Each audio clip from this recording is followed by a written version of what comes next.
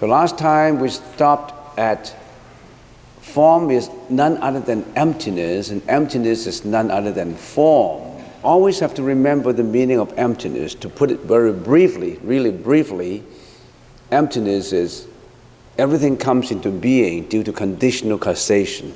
That's a very rough definition of conditional causation. And we also mentioned that causation can be analyzed or can be looked at from 4 perspectives.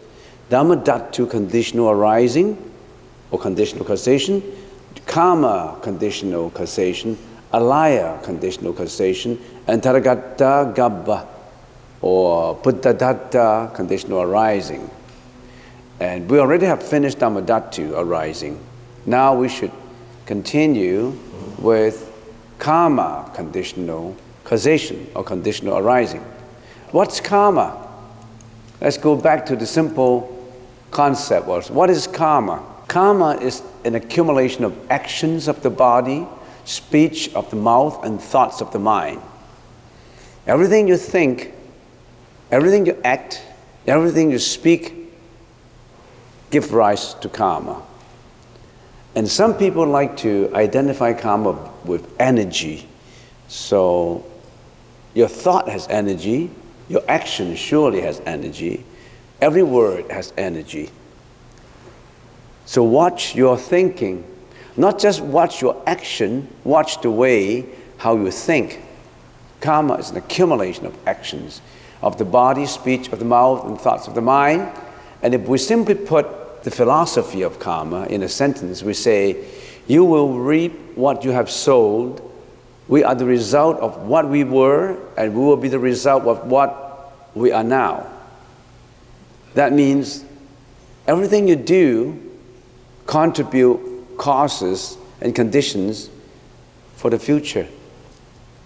And everything that you have felt, everything that your feelings have realized, your happiness, your sorrowfulness, your suffering, everything that you encounter, your pride in this lifetime is because of what you have done in the past, or if you trace it further in your previous lifetime. So that's to put it in this way. So your being here is because of conditional causation. You do not have an inherent real existence. You exist because of conditions. Emptiness does not mean that you don't exist. I exist. Your existence is the existence of the 5 skandhas, your body and mind. And your body and mind is conditional causation. Your body and mind do not have inherent existence because it's all causation. Whatever you sow, you will reap. So whatever you have seen, whatever you have encountered, whatever family you were born into, whatever society you were born into, whether you're ugly or you're beautiful or you're handsome, whoever you are because of conditions. You don't have control over what you felt right now, but you have control of what you're doing. You cannot change the past, can you? You cannot change the past. You can only accept the past, what the past have brought you now. But you can change for the future. You can change it now.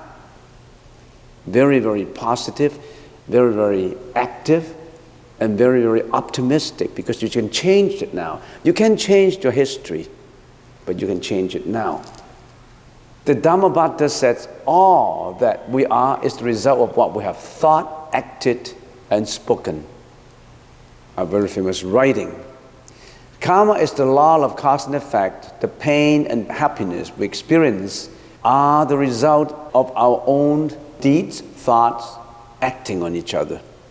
There are 3 kinds of karma: wholesome karma, unwholesome karma, and neutral karma, or virtuous karma, unvirtuous karmas, and neutral karmas. These are the nature of the karma from the point of view of morality. Nothing else is either, or simply put, either good, bad, or neutral. Which one you have more? Which one you have done more? you have spoken more, you have thought more, you know. You will reap what you have sowed. And then we say, karma operates in the law of cause effect, within the law of cause effect, causation. And karma is action, and vipaka is its reaction. If we use seed and fruit of a tree as an example to explain it, karma is the potential seed. Of course, karma, if you carry it out, is already becoming a volitional karma, a karma that you're doing. But karma can also happen in your thought, right? Your thought, you haven't done it yet, but it happened in your thought. If the karma happened in your thought, that is a potential seed of a tree. And a seed of a tree would finally find its way to become fruits. There is no fruit without seed. Every thought is a potential seed in it. If that seed is being watered, the sunlight, fertilizers, and everything you apply, watering and labor applied to it, plowing the land and all that, that seed can gradually becoming more and more close to forming into a shoot and forming into a plant and forming and give flowers and then give fruits. So if you add strength to your seeds, in other words, if you habituate it, if you always have that thought of selfishness, that thought of greediness, that thought of sensuality, that thought of disappointment, that thought of depression, that thought of jealousy, if you already have that thought, which most people, 99% of the people have, and you're habitually thinking about it, you're watering it. You're giving all the fertilizers to it. You habitually carry that thought. I hate him, I hate him, I hate him. If you always say, I hate him, every day you hate him, that hatred cannot go away. And that hatred would develop. What would it develop? Into hurting him, into killing him, into doing something terrible, atrocious. So what's your habit? If you always have that potential seed of being lazy, you don't want to do anything, you just want to sit back and relax and watch a TV program and listen to music, and finally you can't get anything done. The leaves, the flowers, the branches from a tree are external differences, such as our differences in our appearances. Some look beautiful, some look ugly, handsome, some are healthy, some are wealthy, and some are poor. But you build it up yourself. If you have a strong personality in habituating thinking about compassion, intelligence, diligence, precepts, morality, you can change anything. As we sow, we reap somewhere, sometime. In this life or in the future life. What we reap today is what we have sowed, either in the present or the past lives. So karma may be good, bad, or neutral. So is the fruit. So may be the fruit, the vipaka, the fruit. Don't underestimate what you're listening to today. Don't just let it flow from one ear to the next and throw it out into the air. Put it in your mind so that you know you are the master of your own fate. You can change now. Don't wait for tomorrow. You want a better life? You change it now. Don't wait. Next, we quote from Samyutta Nikaya Sutra, spoken by the Buddha. It says, according to the seed that's sowed, so is the fruit you reap therefrom. Doer of good will get a good, doer of evil, evil reaps. Thou is the seed, and thou shalt taste the fruit thereof. You taste your own fruit. Happiness and misery, which are the common lot of humanity, are the inevitable effects of causes of our volitional actions. They're not rewards and punishment assigned by supernatural, omniscient, ruling power to a soul that has done good or evil. Nothing to do with that. That's the natural law of the universe. Unless you want to say, okay, I want to name that natural law of the universe, I want to name it God. So let be it. If you want to name it God or whatever you want to call it, you can name it Mr. A, Mr. B, you can name it what you want. But it's the natural law that nobody can refute. That is so scientific. You sow what you reap. I have not seen a student who does not have to study at all to have an A+ in an examination result. Have you seen one? Unless you're super talented. But you have to know where you write the examination. You still have to know the syllabus, the curriculum of that course. You are a super talent that you can get an A+ in anything. But you still have to register for that course.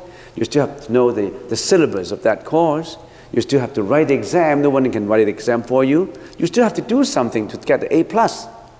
Certainly, if you're not talented and you're not studying it, you fail.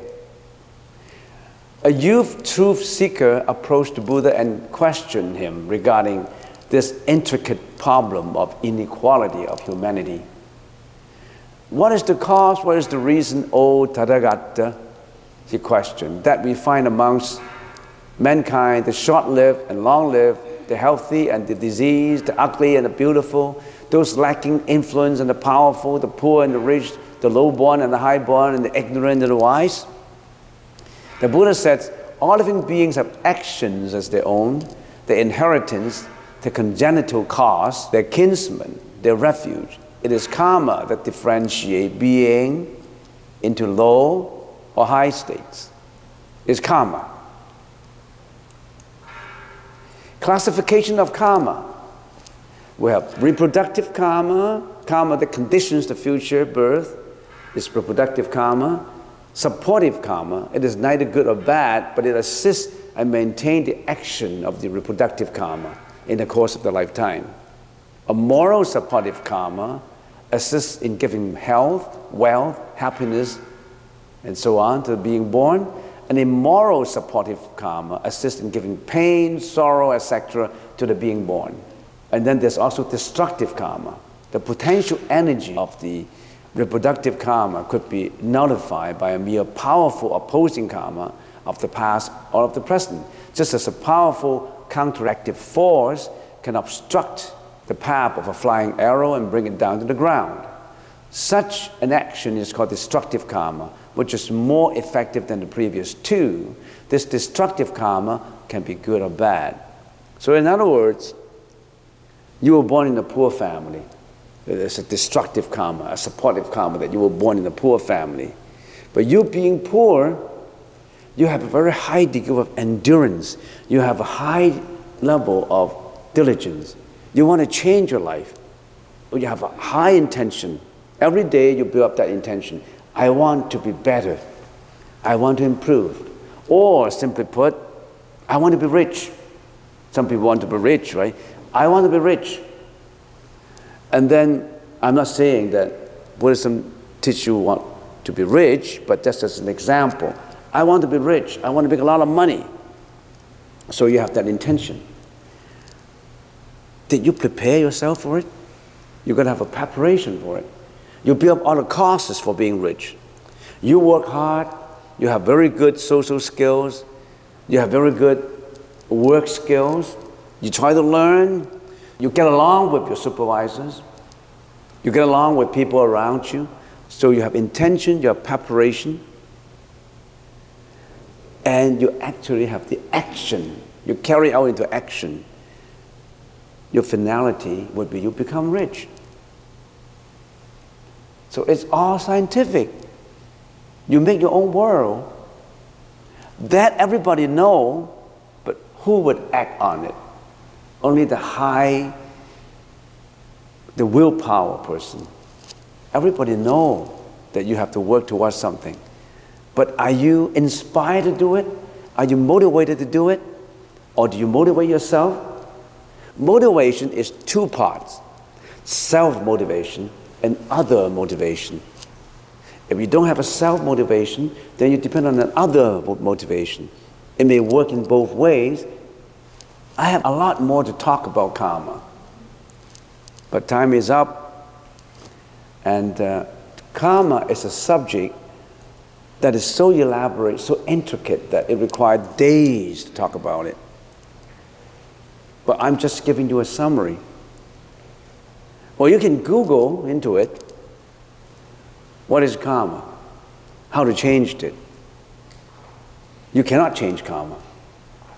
Whatever you have done, how can you change in the past? If you have something bad that you have done, you cannot change it.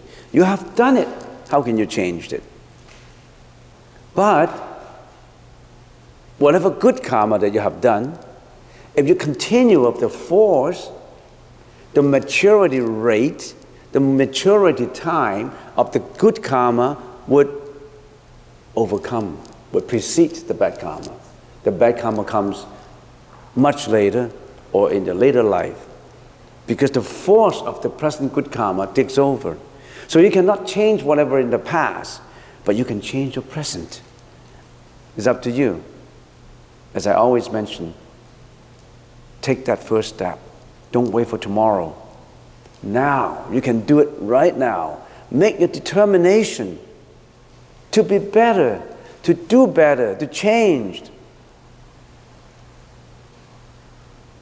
If you suffer from a bad marriage, from a bad partnership, don't ask your partner to change first. Ask yourself to change. How can you change the situation, the conditions? Just by asking others to change for you. Why don't you change for others? Because you can start now. You cannot start your partner. It does not matter how you convince your partner, your husband, your wife, your children. They're not going to change for you overnight, but you can change overnight because you have the power to change overnight. You want your spouse to be more responsible? Increase your responsibility now. You want your spouse to be more tender to you? Give your tenderness now. Change yourself first. That's an easier path to take. Why do you want to take the difficult path of change you for me? I want you to be this. I want you to be that. You're not right. You're wrong. You're doing this. You're not doing that. Why don't you ask yourself? Change yourself. That's the first step.